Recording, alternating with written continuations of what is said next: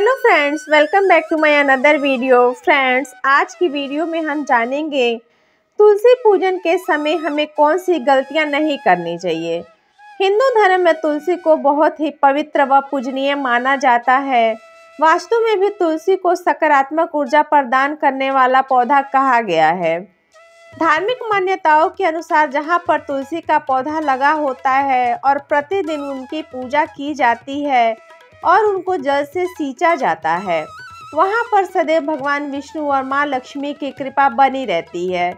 ऐसे घरों में कभी भी खुशहाली व धन धान्य की कमी नहीं होती है, लेकिन पूजन करते समय कुछ विशेष बातों का ध्यान रखना आवश्यक होता है। तुलसी पूजन के समय की गई कुछ गलतियों के कारण आपको धन हानि उठानी पड़ सकती है। आइए जान लेते हैं तुलसी पूजन की सही विधि क्या रहेगी और कौन सी गलतियां हमें नहीं करनी चाहिए।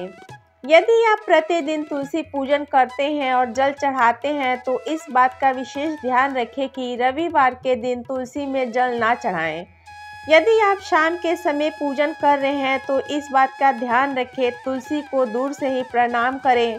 भूल कर भी शाम को तुलसी के पौधे को छूना नहीं चाहिए।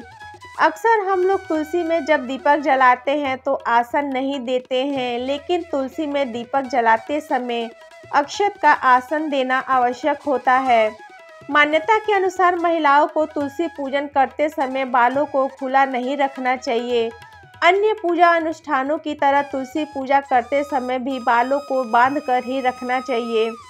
कई बार देखने में आता है घर के सभी सदस्य एक एक करके तुलसी में जल अर्पित करते हैं, लेकिन ऐसा नहीं करना चाहिए। अधिक जल से तुलसी की जड़ को नुकसान पहुंचता है, जिससे वे सूख जाती हैं। तुलसी का सूखना अशुभ माना जाता है। अक्सर लोग तुलसी को चुन्नी उड़ाने के बाद उसे बदलते नहीं हैं, लेकिन ऐसा नहीं करना चाहिए। अन्य देवी देवताओं की तरह तुलसी के वस्त्र भी समय समय पर अवश्य बदलने चाहिए। तुलसी के पौधे को संध्या काल में छूना वर्जित माना गया है। यदि आपको पूजन या अन्य किसी काम के लिए तुलसी को तोड़ना है तो सुबह के समय ही यह काम निपटा लें। तुलसी तोड़ते समय ध्यान रखें, प्रणाम पहले करें, उसके बाद ही तुलसी के पत्तों को छुएं। तुलसी कभी भी नाखून से खींचकर नहीं तोड़नी चाहिए। फ्रेंड्स, आइए आगे जान लेते हैं तुलसी पूजन की सही विधि क्या होती है।